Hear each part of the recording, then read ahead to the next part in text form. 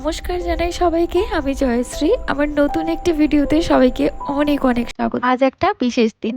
আজ আমরা প্রত্যেকেই সারাটা বছর অপেক্ষা করে থাকি শুধু এইটুকু বার্তা পাওয়ার আশায় যে হ্যাঁ, আর 7 দিনের মধ্যে দেবী দুর্গা মর্তে আসছেন। জানেন তো, আমার ছোটবেলায় মহালয়ার দিনটা ছিল ভীষণ মহালয়ার আগের দিন তাড়াতাড়ি করে ঘুমিয়ে পড়তে হবে, এর দিন ভোর 4টে উঠে মহালয়া দেখতে হবে তো। তবে আমার ঘুমটা ভাঙতো ঠাকুমার রেডিওতে বীরেন্দ্র কিশোর ভদ্রের মহালয়া শুনে। এখন যদিও এসব শুধুই অতীত, আর শত চেষ্টা করলে শৈশবের ফেলে আসা কোনো কিছুই ফিরে পাওয়া একেবারেই সম্ভব না।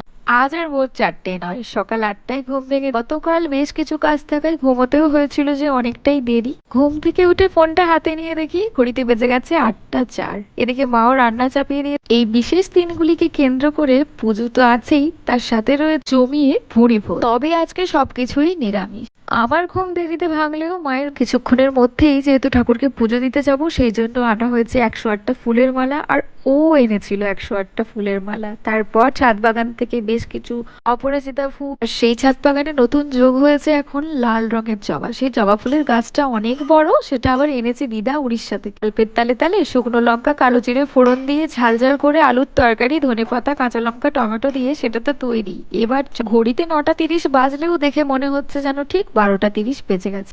যে কোনো বিশেষ দিন মানেই হচ্ছে সোনামায়ের ভীষণ আনন্দ। তার দুটি কারণ। একটি কারণ হচ্ছে সকালের জল খাবারে থাকে তার এরকমই পছন্দের কিছু খাবার, আর দ্বিতীয়ত হচ্ছে তার সারাদিন ধরে চলতে থাকে তার মনের মতো খেলাধুলো। এইসব খাবার হলে ওকে আর দেখে কে? ভাত রুটি মুড়ির প্রতি এত ইন্টারেস্ট ওর নেই যতটা খেতে ভালোবাসে লুচি, পরোটা, মোমো, চাউমিন এইগুলো। আর নিরামিষ হোক বা আমিষ, মায়ের হাতের রান্না ভীষণ অপূর্ব। আলুর তরকারিটা নাকি খেতে খুব সুন্দর হয়েছে, যদিও আমি এখনো চেখে দেখিনি। চেখে দেখার পর তো বুঝতেই পারবো। তবে মাম্মাম আর বাড়ির ছেলেগুলোর মুখ থেকে যেটুকু শুনলাম খুব সুন্দর হয়েছে। আর এদিকে আমরা প্রস্তুত হচ্ছি মন্দিরে যাওয়ার জন্য। এই যে ঠাকুরের জন্য লাল পাড় সাদা শাড়ি কেনা হয়েছে, প্রতি বছর মহালয়াতেই দেওয়া হয়।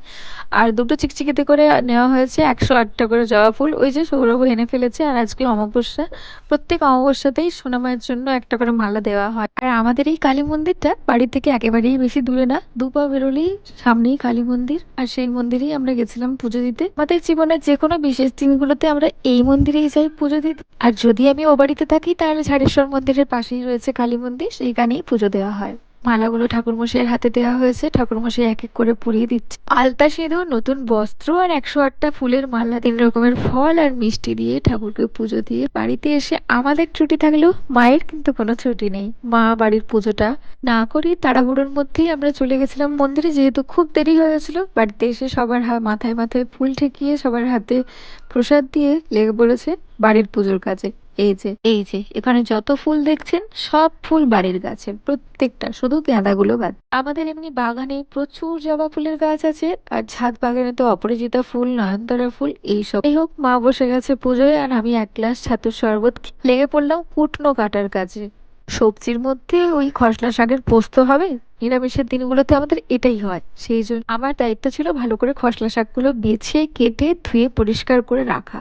এরই মধ্যে মায়ের পুজো হয়ে গেছে। দেখুন কি সুন্দর লাগছে বাড়ির ঠাকুর ঘরটা, দেখে যেন মনটা একদম জুড়িয়ে গেল। বাড়ির ঠাকুরের পুজোর কিছু ফল প্রসাদ খেয়ে নিয়েই মা বসিয়ে দিয়েছে রান্না। রান্না হবে মাত্র 2-3 জনের, তাই মাকে বললাম বেশি কিছু আয়োজনের আজার দরকার নেই, 2 রকমের ভাজা আর এই শাক পোস্ত হলেই হবে। ঘি আছে তো, আর কি চাই? আমি শোক চাই নিরামিষ, গরম ভাত যদি থাকে তাহলে 1 চামচ ঘি আমাদের সকলের যথেষ্ট। আর সোনামা যেহেতু ঘি খেতে খুব একটা পছন্দ করে না, তাই ওর জন্য বাটার। দুপুর দুপুর করে ভাত খেয়ে সন্ধে সন্ধে করেই বেরোনোর কথা ছিল, কিন্তু দেখুন আকাশের যা পরিস্থিতি, আর বেরোতে পারবো না। আর মহালয়ার দিন সন্ধেবেলা মুষলধারে বৃষ্টি শুরু। আজ যে শুধু মহালয়া তাই নয়, আজ হচ্ছে অমাবস্যা, সেই জন্যই মন্দিরে একটু সন্ধ্যেবেলা যাওয়ার ইচ্ছে ছিল, কিন্তু এই বৃষ্টির জন্য আর যাওয়া হচ্ছে না। ঈশ্বর যদি না চান তাহলে আমরা কোনো কিছুই চাইলেও করতে পারবো না। আজ এই বিশেষ দিন মানে মহালয়ার দিন সকাল থেকে বেশ সুন্দরভাবে কাটলেও দিনের শেষটা কিন্তু হলো বাপু বড্ড মন খারাপ দিয়ে, বৃষ্টি।